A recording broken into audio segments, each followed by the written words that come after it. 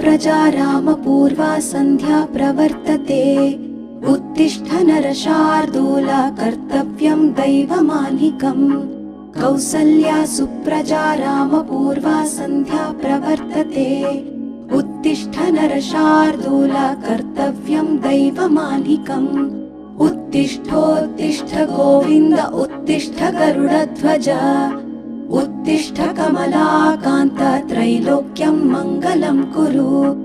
उत्तिष्ठोत्तिष्ठ गोविन्द उत्तिष्ठ गरुडध्वज। उत्तिष्ठ कमलाकान्त त्रैलोक्यं मङ्गलं कुरु। मातः समस्त जगतां मधुकैटभारे। वक्षो विहारिणि मनोहर दिव्यमूर्ते। श्रीस्वामिनि श्रित जनप्रिय दानशीले। श्रीवेङ्कटेश दयिते तव सुप्रभातम्। मातः समस्त जगतां मधुकैटभारे। वक्षो विहारिणि मनोहर दिव्यमूर्ते। श्रीस्वामिनि श्रित जनप्रिय दानशीले। श्रीवेङ्कटेश दयिते तव सुप्रभातम्। तव सुप्रभातमरविन्दलोचने। भवतु प्रसन्नमुखचन्द्रमण्डले। विधिशङ्करेन्द्रवनिताभिरर्चिते। वृषशैलनाथ दयिते दयानिधे। अत्र्यादिसप्त ऋषयः समुपास्य सन्ध्याम्। आकाशसिन्धुकमलानि मनोहराणि। आदाय पादयुगमर्चयितुं प्रपन्नाः। शेषाद्रिशेखर विभो तव सुप्रभातम्। पञ्चाननाब्ज भव षण्मुखवासवाद्याः। त्रैविक्रमादिचरितं विबुधास्तुवन्ति। भाषापतिः पठति वासरशुद्धिमारात्। शेषाद्रिशेखर विभो तव सुप्रभातम्। ईषत् प्रफुल्ल सरसीरुहनानि केलतूगद्रुमादि सुमनोहर पालिकानाम्।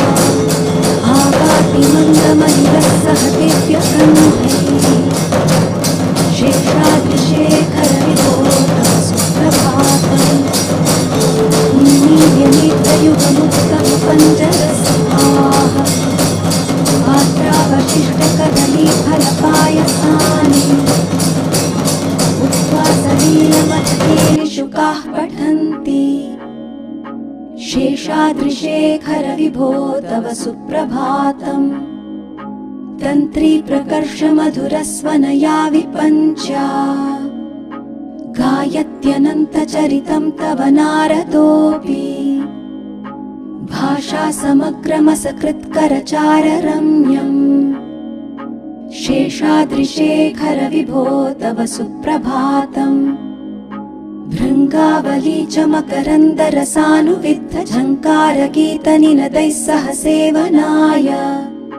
निर्यात्युपान्तसरसी कमलोदरेभ्यः। शेषाद्रिशेखर विभो तव सुप्रभातम्। योषा गणेन वरदध्नि विमध्यमाने। घोषालयेषु दधिमन्थन तीव्रघोषाः। रोषात् कलिं विदधते ककुभश्च कुम्भाः। शेषाद्रिशेखर विभो तव सुप्रभातम्।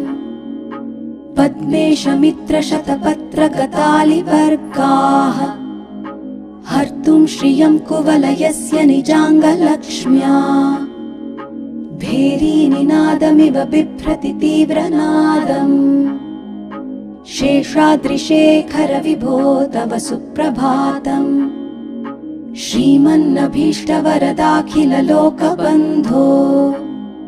श्री श्रीनिवास जगदेकदयैकसिन्धो। श्रीदेवतागृहभुजान्तर दिव्यमूर्ते। श्रीवेङ्कटाचलपते तव सुप्रभातम्। श्रीमन्नभीष्टवरदाखिललोकबन्धो। श्री श्रीनिवास जगदेकदयैक सिन्धो श्रीदेवतागृह भुजान्तर दिव्यमूर्ते श्रीवेङ्कटाचलपते तव सुप्रभातम्।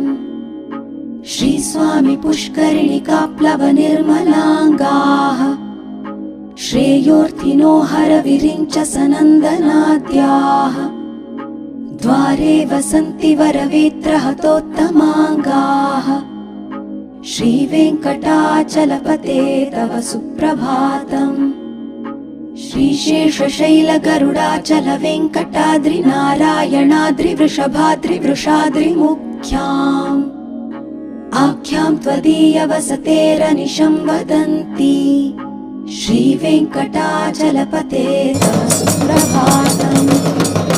सेवापरा शिवसुरेश कृशानुधर्मरक्षोऽम्बुनाथ पवमानधनादिनाथाः बद्धाचरित्रविलसन्निजशीर्षदेशाः श्रीवेङ्कटाचलपते तव सुप्रभातम्। घाटीषु ते विहतराज मृगाधिराज नागाधिराज गजराज हयाधिराजाः स्वस्वाधिकारमहिमाधिकमर्थयन्ते श्रीवेङ्कटाचलपते तव सुप्रभातम्। सूर्येन्दुभौमबुधवाक्पति काव्यसौरिस्वर्भानुकेतुदिविषत्परिषत्प्रधानाः त्वद्दासदासचरमावधिदासदासाः श्रीवेङ्कटाचलपते तव सुप्रभातम्। त्वत्पादधूलिभरितस्फुरितोत्तमाङ्गाः स्वर्गापवर्गनिरपेक्षनिजान्तरङ्गाः कल्पागमाकलनयाकुलतां लभन्ते श्रीवेङ्कटाचलपते तव सुप्रभातम्। त्वद्गोपुराग्रशिखराणि निरीक्षमाणाः स्वर्गापवर्गपदवीं परमां श्रयन्तः मर्त्या मनुष्यभुवने मतिमाश्रयन्ते श्रीवेङ्कटाचलपते तव सुप्रभातम्। श्रीभूमिनायक दयादिगुणामृताब्धे देवाधिदेव जगदेक शरण्यमूर्ते श्रीमन्ननन्त गरुडादिभिरर्चिताङ्घ्रे श्रीवेङ्कटाचलपते तव सुप्रभातम्।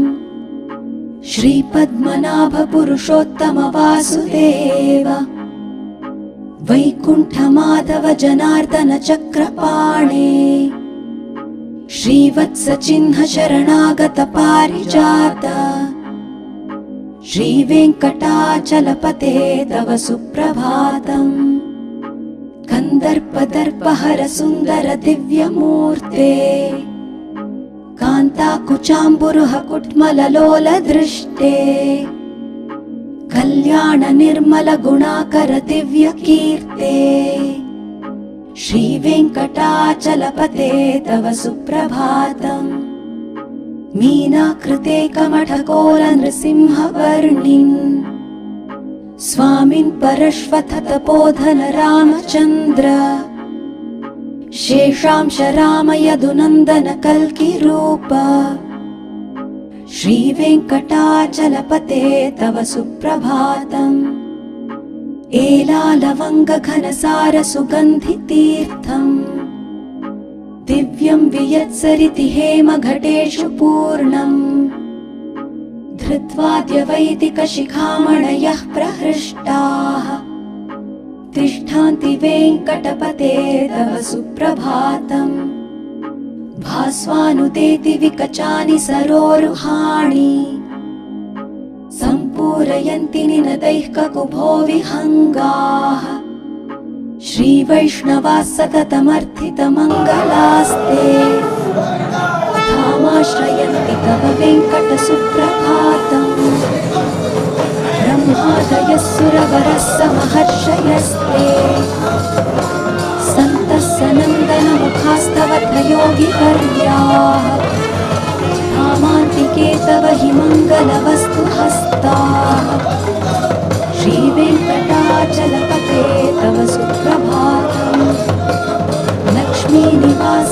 निरवध्यगुणैकसिन्धो संसारसागरसमुद्धरणैकसेतो वेदान्तवेद्य निजवैभवभक्तभोज्य श्रीवेङ्कटाचलपते तव सुप्रभातम् लक्ष्मीनिवास निरवध्यगुणैकसिन्धो संसारसागरसमुद्धरणैकसेतो वेदान्तवेद्य निजवैभवभक्तभोज्य श्रीवेङ्कटाचलपते तव सुप्रभातम् इत्थं वृषाचलपतेरिह सुप्रभातम् ये मानवाः प्रतिदिनं पठितुं प्रवृत्ताः तेषां प्रभातसमये स्मृतिलिङ्गभाजाम् प्रज्ञां परार्थसुलभां परमां प्रसूते इत्थं वृषाचलपतेरिह सुप्रभातम् ये मानवाः प्रतिदिनं पठितुं प्रवृत्ताः तेषां प्रभातसमये स्मृतिलिङ्गभाजाम् प्रज्ञां परार्थसुलभां परमां प्रसूते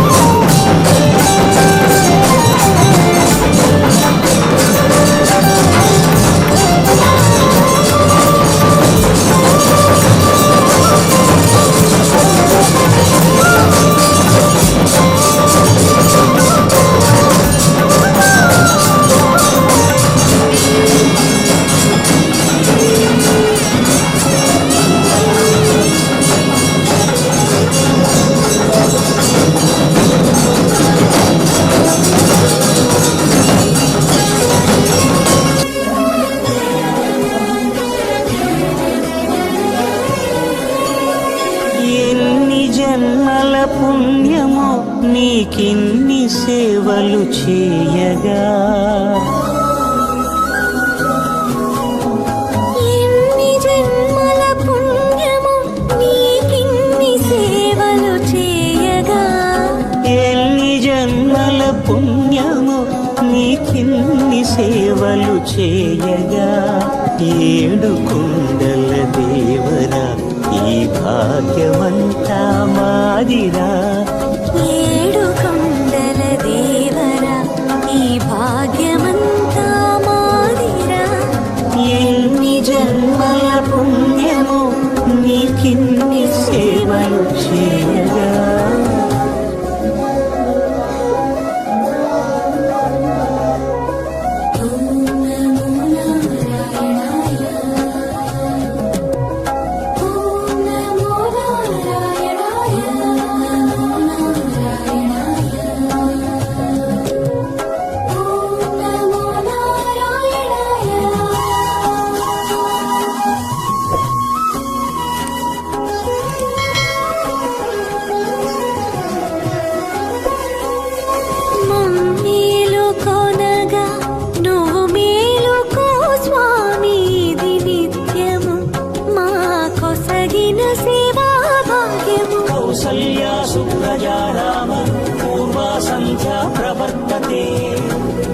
వరిష్ఠ నరశార్దూల కర్తవ్యం దైవమాన్నికం.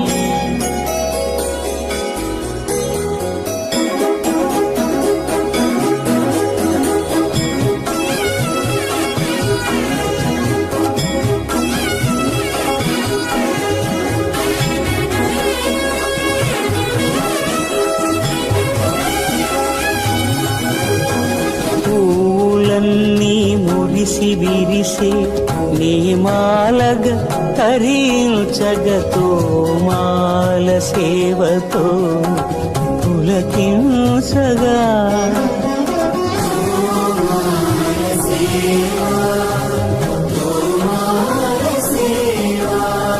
ఎన్ని జన్మల పుణ్యమో నీకిన్ని సేవలు చేయగా.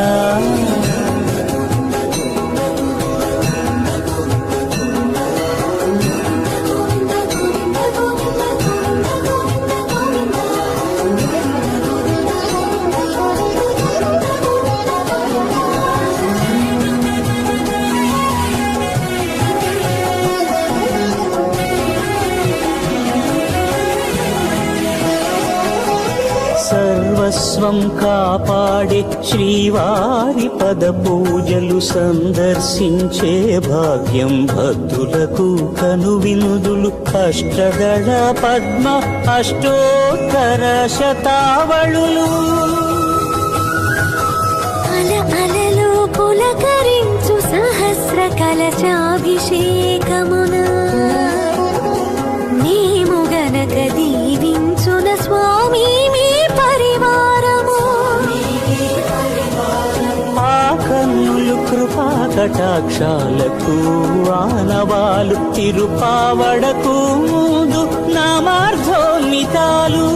గోవింద హరి గోపాల హరి గోవింద గోవింద గోవింద గోవింద గోపాల హరి గోవింద హరి గోపాల హరి గోవింద గోవింద గోవింద గోవింద గోపాల హరి.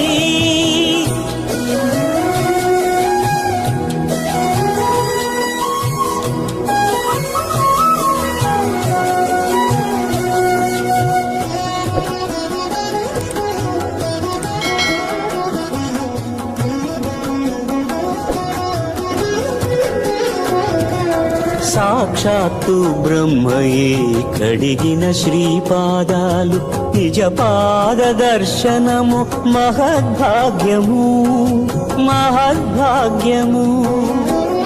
పరిమళ సహితపు ఆకాశ తీర్థము పరవశమిచ్చే క్షీరాభిషేకము. ఆ పుణ్య జలములు శిరముల పడినా చరితార్థమే కదా ఈ జన్మ.